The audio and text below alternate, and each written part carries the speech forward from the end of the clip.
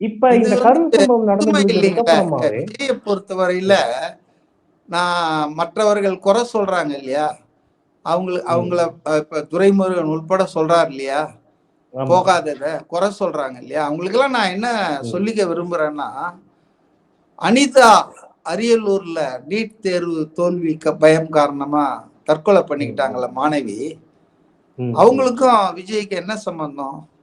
அவர் அப்ப கட்சி கூட ஆரம்பிக்கல. ஒரு மனிதாபிமான அடிப்படையில ஒரு மாணவி இறந்துட்டாங்களேன்னு சொல்லி அந்த குடும்பத்துக்கு போய் ஆறுதல் சொன்னார். யாராவது சொல்லியா போனாரு? அதே போல பாத்தீங்கன்னா தூத்துக்குடியில துப்பாக்கி சூட்ல நிறைய பேர் இறந்தாங்க. அந்த ஸ்டெர்லைட் ஆலை போராட்டம், கலெக்டர் ஆபீஸ் முற்றுகையில. அப்போ பலருடைய வீட்டுக்கு நேரில் சென்று ஆறுதல் சொன்னார், இரங்கலை தெரிவிச்சாரு. அதே போல அஜித் குமார் மடப்புறம் காவலாளி போலீஸ் கஸ்டடியில இறந்தார, அவர் வீட்டுக்கு போய் பார்த்து இரங்கல் தெரிவிச்சார். இவங்க யாரும் அவருடைய கட்சிக்காரரோ அவருடைய ஆதரவாளர்களோ இல்லை.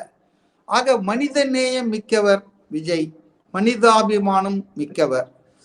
அவரை போயிட்டு இன்னைக்கு கரூர்ல ஒரு டிஃபிகல்ட் சிச்சுவேஷன், டென்ஸ் சிச்சுவேஷன், ஒரு வயலண்ட் இது இருக்கு, வயலன்ஸ் வர வாய்ப்பு இருக்குதுன்றதால தான் அவரு போகாம இருக்காரு, போறதுக்கான சமயம் நோக்கி காத்திருக்கிறார்.